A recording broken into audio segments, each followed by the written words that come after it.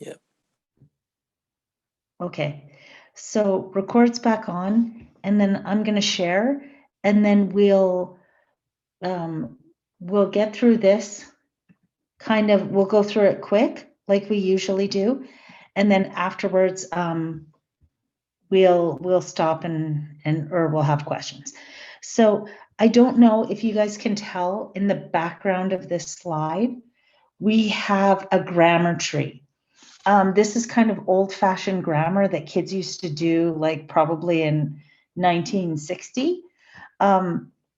And I actually took a grammar course and we learned how to dissect sentences this way. You split them into subjects and objects, and then you kind of get a good, interesting kind of perspective of that. So of kind of functions of words. And so it's fitting for what we're going to talk about today. I don't know if any of you guys learned how to diagram sentences, but I'm guessing you didn't.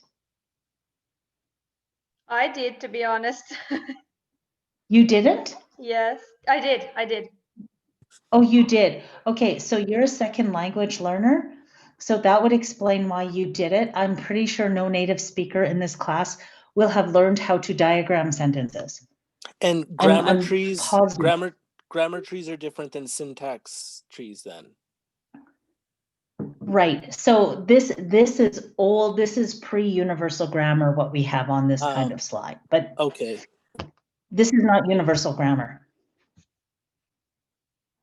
So, but anyways, we'll talk about that after. So we're going to start off with our land acknowledgement. So the University of Alberta acknowledges that we are located on Treaty 6 territory and respects the histories, languages, and cultures of First Nations, Métis, and Inuit, and all First Peoples of Canada whose presence continues to enrich our vibrant community.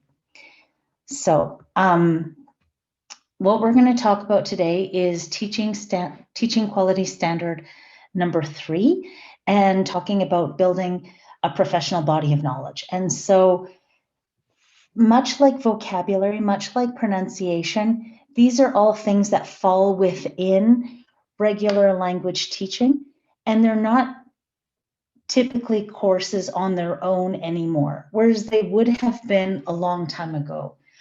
And so we're going to talk about kind of 3 different kind of ideas about grammar. And it's important to know, because when you pick up a grammar book, you need to look, it's very clear kind of what the philosophy of that grammar book is. Or if you look at grammar exercises within a textbook, it's important to be able to kind of put into priority where this kind of instruction comes in. So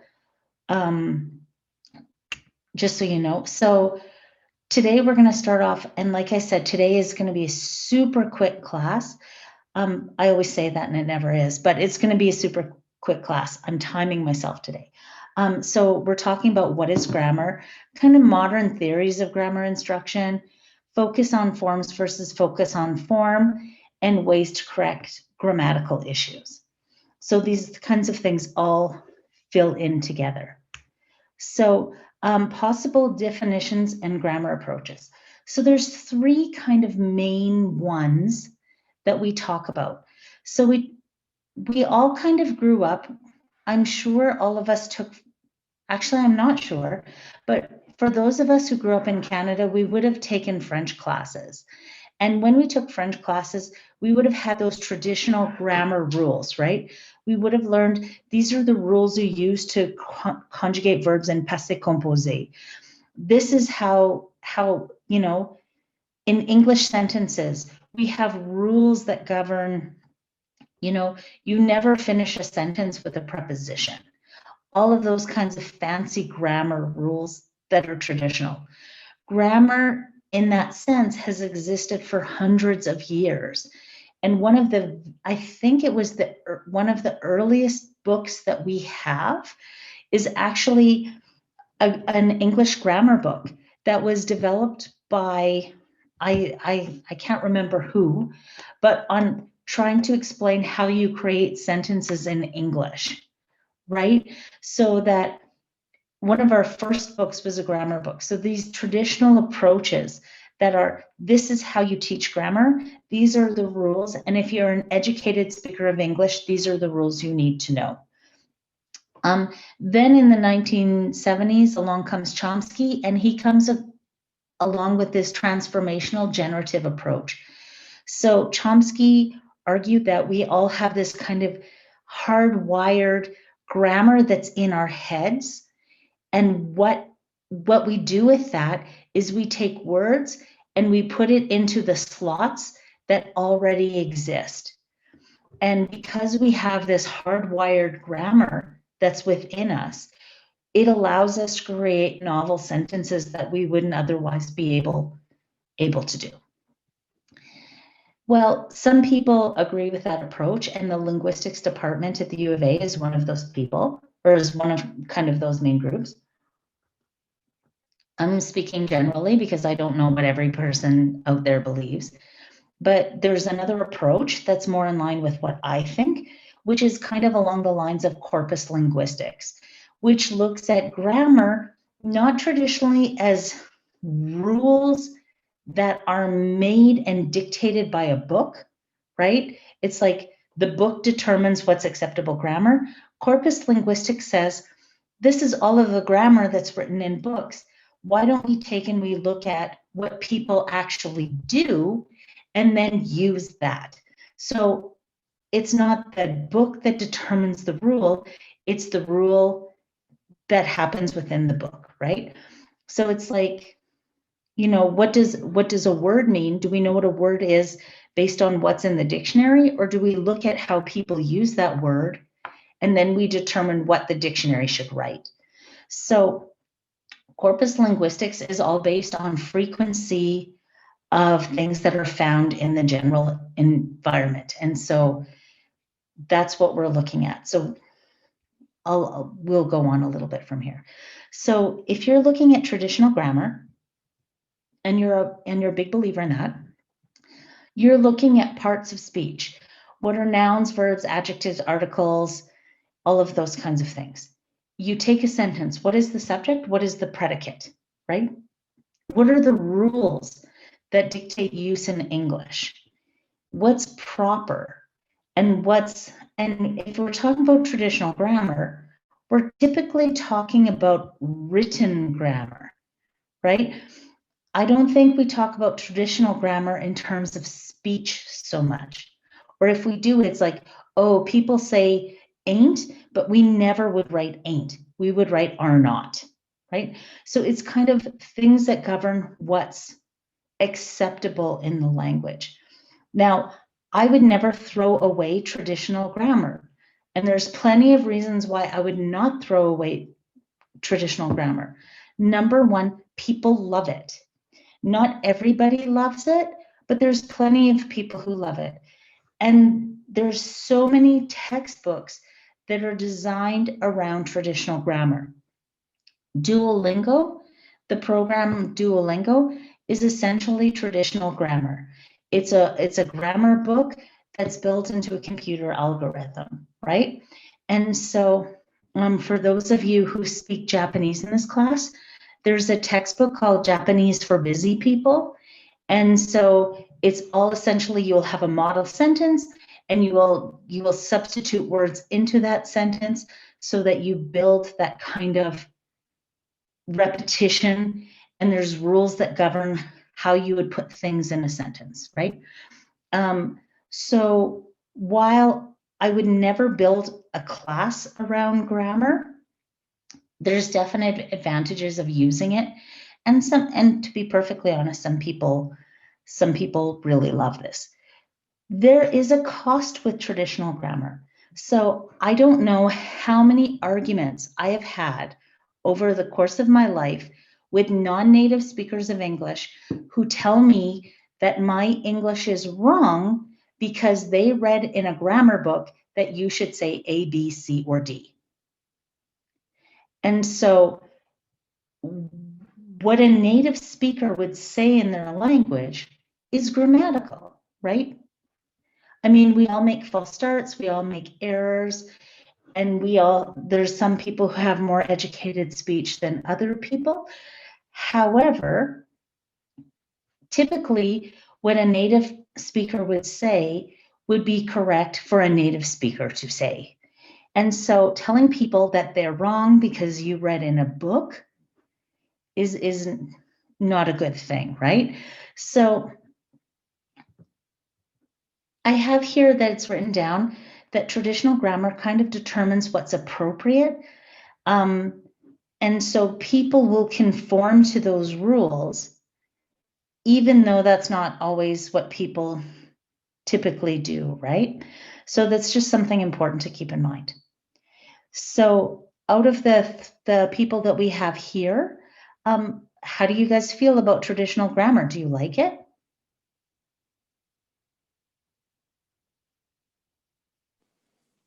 It's what I used when, of all the books that were provided to me to form lesson plans when I was teaching ESL abroad, they used a traditional grammar method.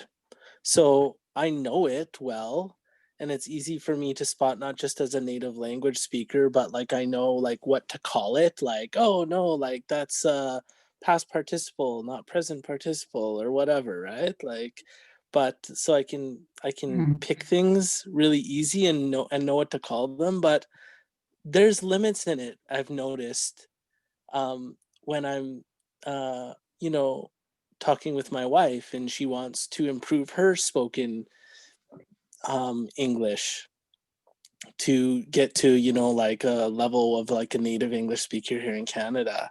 And there's real limits to trying to use it and explaining it to her. It doesn't really help her master it. So I'm hoping to figure out, you know, well, what can I do? What tools can I use to actually like show my wife, like, oh, if you want to improve on that, then if you want to be able to use the past and present participle as an example quite effectively, here's what you should practice or whatever. Right. So one of the solid advantages of traditional grammar as an approach is that it's easy to mark. And so a lot of things that we do in school, we do because they're things that are easy to mark, not because they're necessarily useful. Right? A lot of the people who are proponents of, let's go back to this traditional curriculum where people knew how to memorize things. Well, it's really easy to say you're smart because you can memorize and you know that fact. And that fact is very clear. However, if you asked the vast majority of English language learners, would they rather be able to get a perfect grammar test or to deliver a powerful speech in English? I'm sure most people would say deliver a powerful speech, right? So That there's always this totally, kind of yeah. confusion. Sorry to So interrupt, Trudy. I really go ahead, Tim. Oh no, I'm sorry to interrupt your lecture. I just was gonna say I totally agree with that. That exactly. People would rather learn how to master their spoken English than get 100% on an exam. Well, I mean, so school is a funny thing, and if you dissect the things that happen in school, many things are not logical, right? But we as teachers, we like to mark things and we like to rank people. I personally don't like to do that, but I've spent a lot of time thinking about that's what school is about, is ranking who's the best and who's the worst, right? And so if this is the rule, it's very easy to mark those are the people who can follow it and those are the people who can't. So that's all I'm going to say about that. I'm also saying don't throw the baby out with the bathwater. Do some traditional grammar because some people like it. Just don't think that that means it's the be all and end all of English, because it's not. It's one piece in a very big puzzle. And in some contexts, people look at traditional grammar as if it's the whole entire puzzle, and it's not. Okay, so universal grammar. So universal grammar, and I'm not going to talk about this a lot, and there's plenty of reasons why. Number one, it's not my thing. I don't have big interest in it, and I'm not a big believer in it. So I cannot justify it well. So, but universal grammar came about because there's a belief that we are born with an innate sense of grammar and that the structure is with us right from the beginning. And it's this structure that allows us to have creativity within language. Universal grammarians would argue that the beauty of language is that we can construct novel sentences all of the time, and that people are able to understand those novel sentences. And that is because we have this innate grammatical structure. However, there's many things that universal grammar cannot explain. And I've listed a few here. Idioms, collocations, lexical bundles, right? Why do we say, don't throw the baby out with the bathwater? Like, why does that get repeated all the time? Why do we say, why do the words silver and spoon go together, right? So why is that kind of why do those kinds of words go together? We would never say aluminum spoon or like tin spoon, even though there's far more tin spoons than silver spoons, right? So why do we construct language in this way? So, however, one of my favorite grammar profs of all times was a universal grammarian, and he gave this example of a sentence. Why is it the guy who calls, it's not the guy, no, the chicken is not the guy who calls the other guy a chicken. The chicken is, no, oh, sorry, I got it all wrong. The chicken is the guy who calls the other guy the chicken. The chicken isn't the guy who can't do the thing, or something like that. So how is it we can have this kind of internal structure that makes this whole entire sentence and completes this idea, right? So the one thing we do know about universal grammar, while it's interesting to study, it's not really helpful as a second language learner to know what these kind of internal structures are. They don't really help you learn very much. I've never known anybody who teaches an English as a second language class from the perspective of universal grammar. It's probably been done, but it's just generally not how people approach grammar in the classroom. Corpus linguistics grammar is kind of the newer phase of traditional grammar. But traditional grammar would be the book determines the rule, and then you go to make examples that relate to what's in the book. Corpus linguistics kind of is the opposite. So you would have all of these examples of how this word is used, and from how all of these examples of how this word is used, then you would create exemplars, and those exemplars would determine the rule.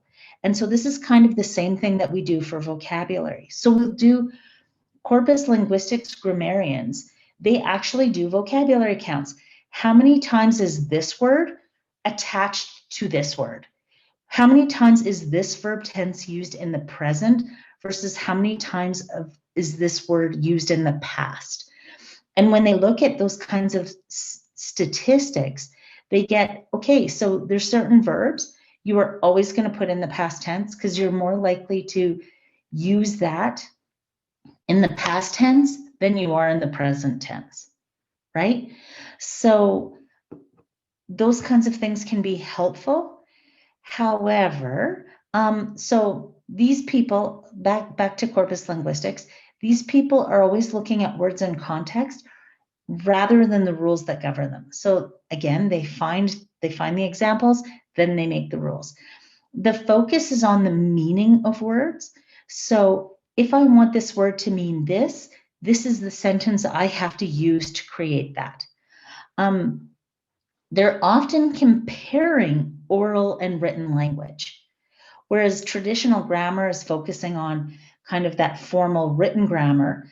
This is looking at how would I say it versus how would I write it, right? And so they're looking for kinds of comparisons, and they're always looking at statistical probability.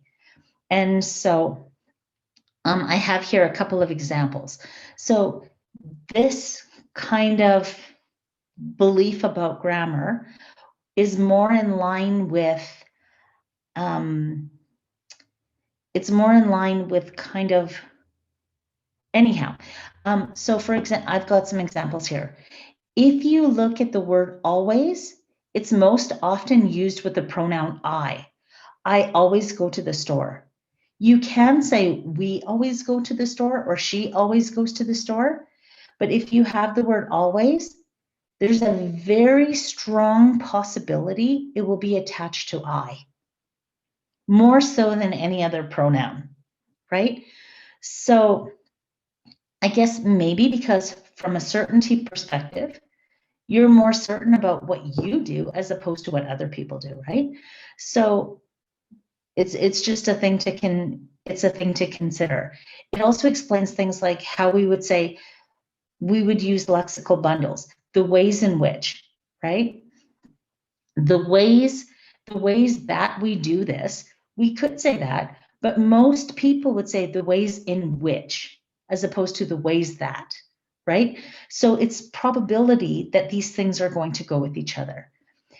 And people who study corpus linguistics would say, yeah, we might be able to create novel sentences, but if we take things that people actually say and we count the frequency of the relative frequency of how often we say them, we're not really all that creative. Most speech is repetitious and formulaic. And so if we have these kind of pre-built formulas, if we know what these pre-built formulas are, and we teach those, then we're more likely to communicate well with others. So there's these kind of three different dichotomies. So the traditional, here's the rule book, study the rule, the universal grammar, which is this, it's built within us, and this is how we create it. And corpus linguistics, grammar, which is what do people actually do? And let's look at that. So these three kind of different dichotomies in how we look at grammar. Like I said, universal grammar is not so easy to teach from that perspective. And corpus linguistics is gaining in popularity. You can actually find grammar books and grammar exercises that are driven by corpus linguistics. But I would still say the vast majority, 70% of the way people teach grammar is still based on that old traditional grammar point of view, that there is a right way to say something, and this is the right way, and you better learn it. And sit down and memorize it and do examples in a workbook. So there's that. So here's an example, and I don't know why, I just picked the word polyglot.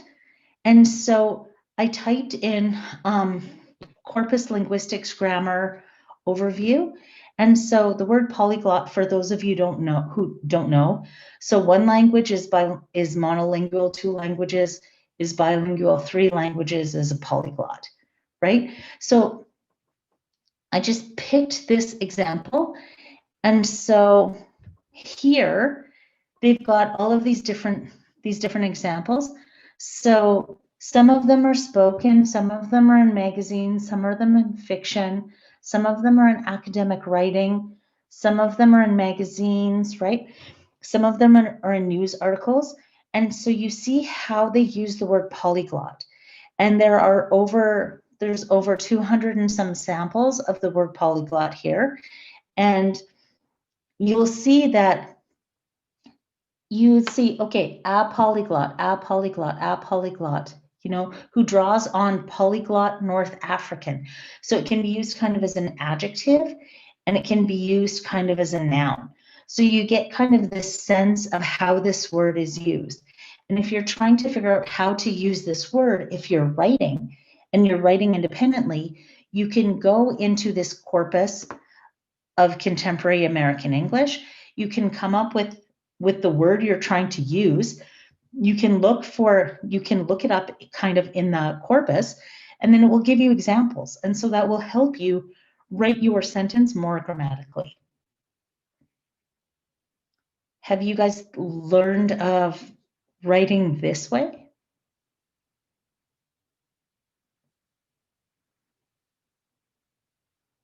Have I got you confused?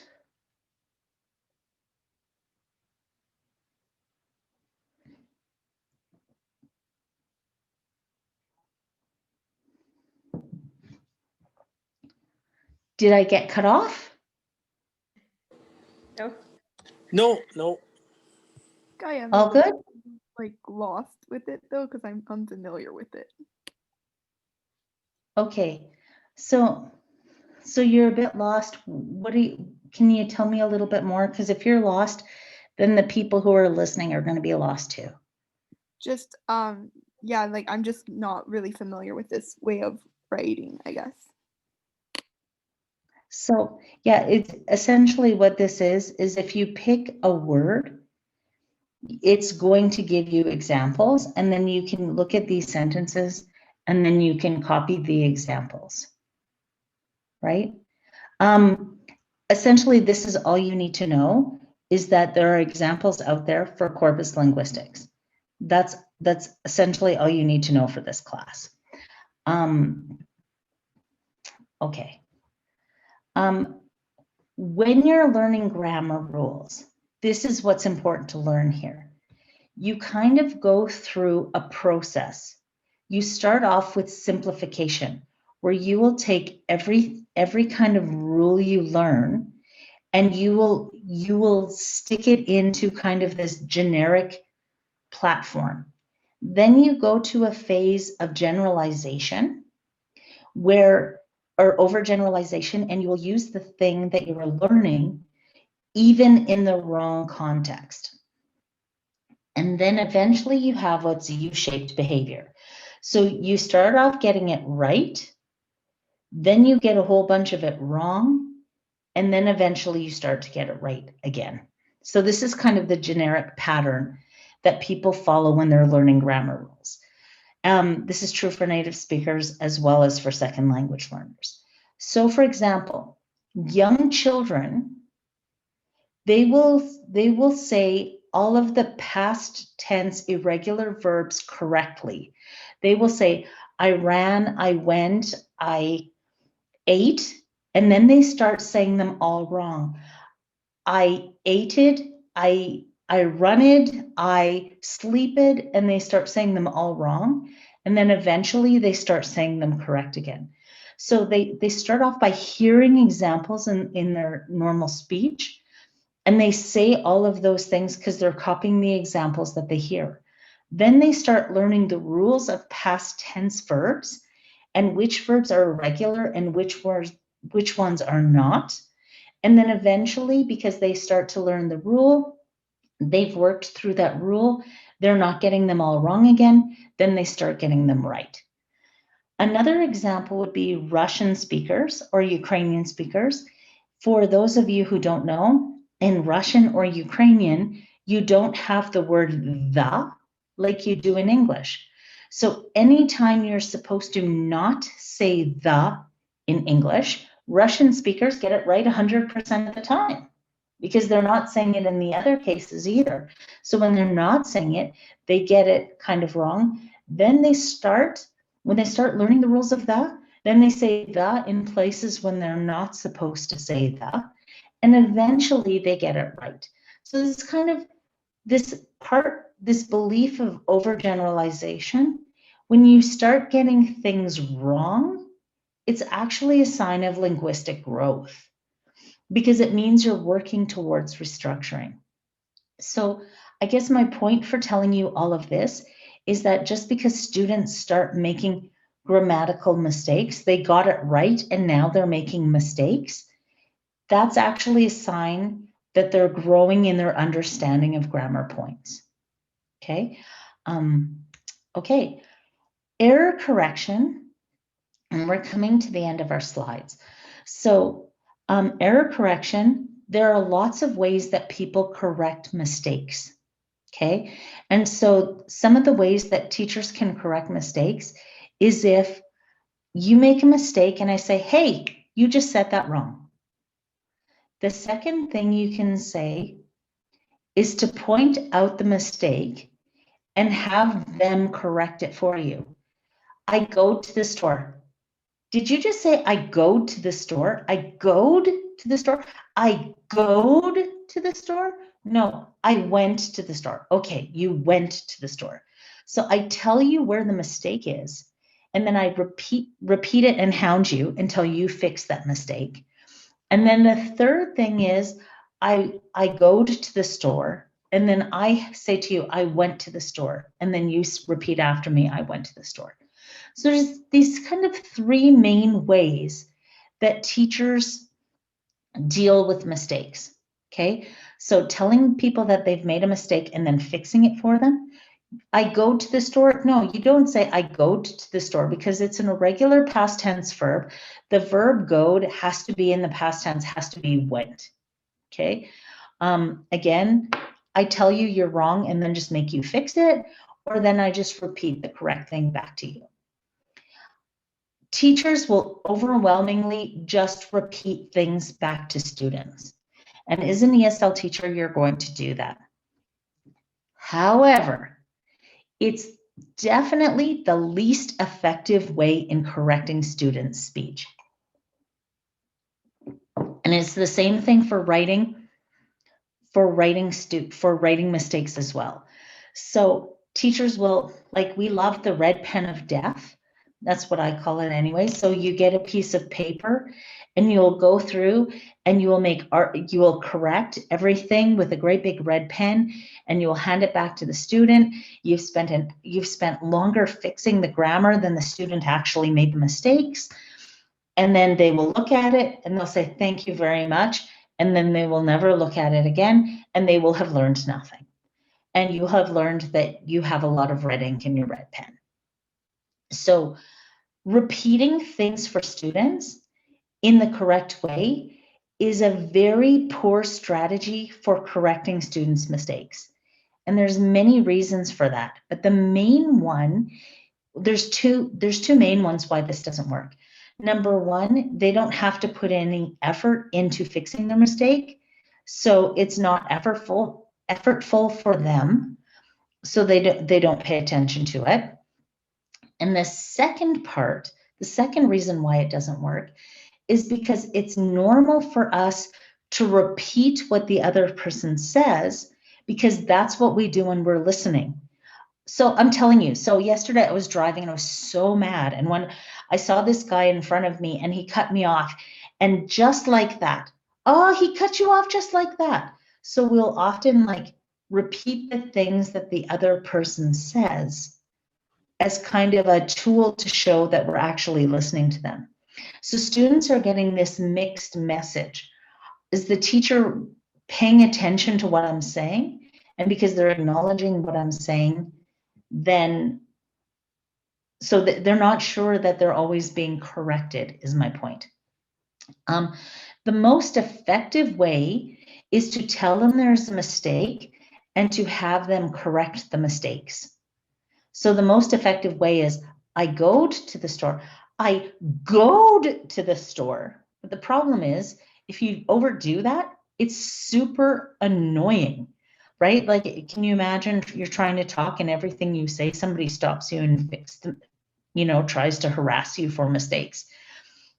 My advice is if you're going to do that, you have a mistake and you pick on that same mistake. You cannot correct everything all at the same time.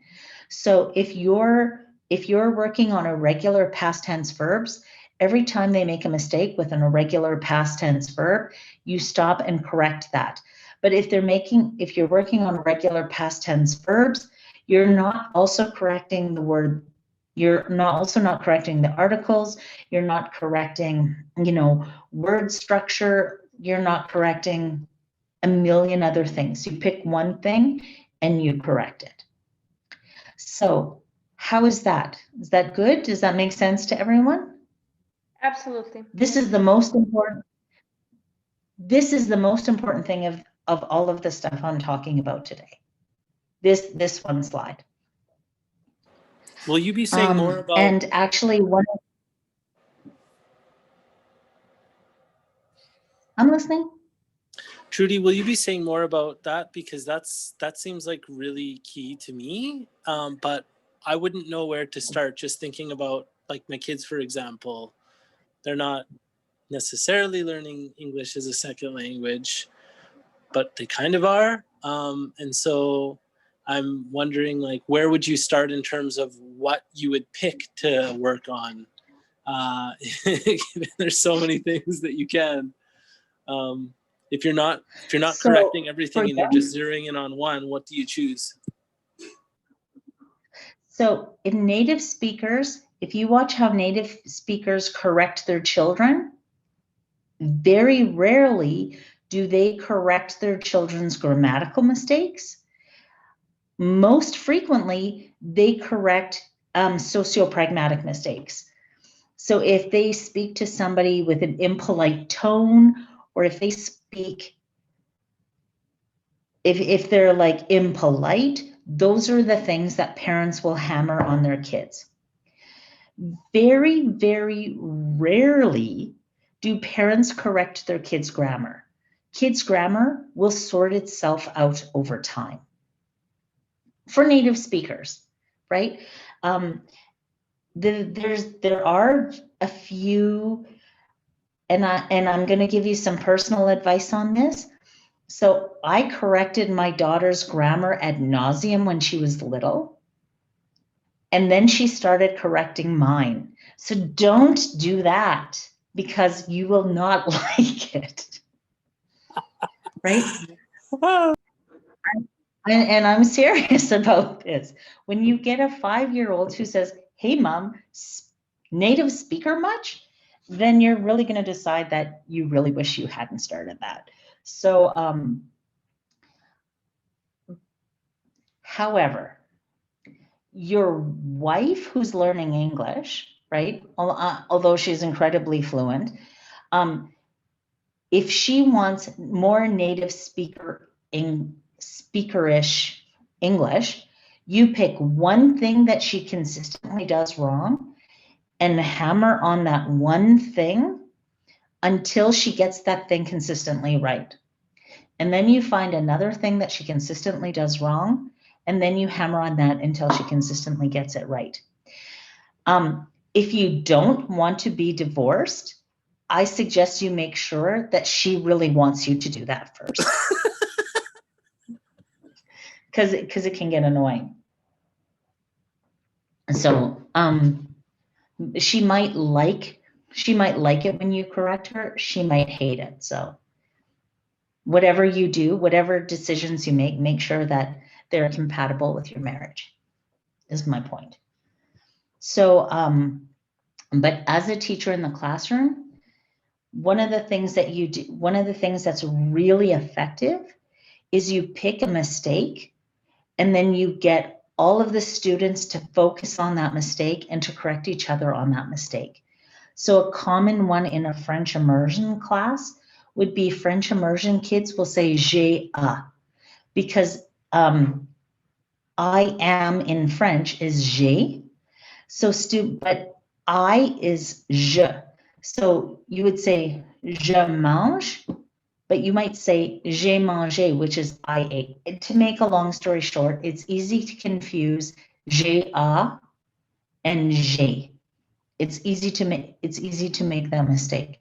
So if you get kids saying j'ai a, and then they start hammering on each other when they say j'ai a, then that's how you're going to fix that mistake.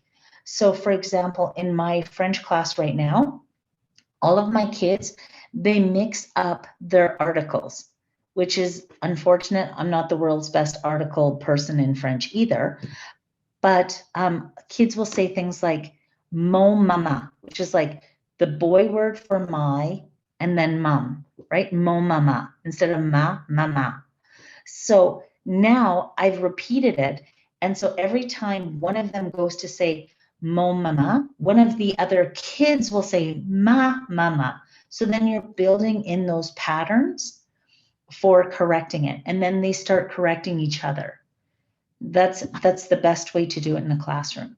You pick one mistake and you harp on that mistake until nobody makes it anymore, provided that that mistake is a developmentally appropriate mistake to correct. So my students in my class, because they're not conjugating present tense verbs correctly, I'm not going to start correcting them on the subjunctive tense, right? Like it has to be developmentally appropriate, right? So you pick on something that's within their ability to correct, and then you nag them, which makes you an annoying person, but a good teacher. That's great. I Thank hope you. that's good. Okay, so here's the last part I'm going to say. We're going to I think I made a mistake here. I think it's 4 days to write it. There's going to be a take-home exam. There's 3 general questions. You can use your notes, you can use the lectures, you can use the internet. So what my own personal philosophy is, and I've told you guys this in this class many times, I want you to do the best job that you can do in the school that you are someday going to be working at. And so in a school, you would be able to go back and look at your notes and lectures and all of these other things, right? Every assignment I've given you is based on something that you will actually need to do in a school, like as part of your job. And so I'm not going to follow you around. We have all of these kinds of Alberta or U of A things where we can have you sit in front of the computer and then people are proctoring you to see if you're actually looking at the internet and all of that stuff. I just think that's ridiculous. So you can use your notes, the lectures, internet, whatever you need to do to answer these questions. Obviously, please don't plagiarize. Like if you're going to cite something, you say the sources for that. You don't copy things word for word. But you guys would know all of that. Like I said, there's 3 questions. 2 of them are essay type questions. And then all of the little mini assignments that have been posted online, I need them by the 10th so I can mark off that if you're going to do them, that's my kind of last chance to mark them. I think I have until the 15th to hand in my final grades. So I'm still working on marking your assignments. I've done most of it, but I haven't done all of it. So apart from that, the exam, you won't be able to write it in 45 minutes. Like you won't be able to pull it out and just ramble it off. Like it will take thought and it will take you some time. I'm warning you now. It's not really an easy exam, but it's not really a difficult exam. Easy if you've thought about things all the way going through, difficult if you're kind of trying to do it all at the last minute. So from there, do I have any questions? Yeah, just really quick on the exam. I'm wondering if it's going to be like I know we have 3 days to write it, but when we open it, do we still have that full time or is there a time limit at all on it? To be perfectly honest, I have to phone the iClass people tomorrow to make sure. So hopefully you'll be able to open it and then you'll be able to open it and go back to it and open it and go back to it. Worst case scenario, if you open it and you have like only an hour and a half to complete everything or something ridiculous like that, then I'll email it to you and then you can email me the answers back. So my answer to you is I'm going to find a way for you to be able to do that. But in order to do that, I have to phone the iClass people. And I won't know what the answer, exactly the format for that until tomorrow. But I won't give it to you so that you open it and you have 15 minutes to sit down and do it. Like I won't do that because that's not the point of the exam. Does that answer your question? Yeah, definitely. Thank you. Okay. Anything else?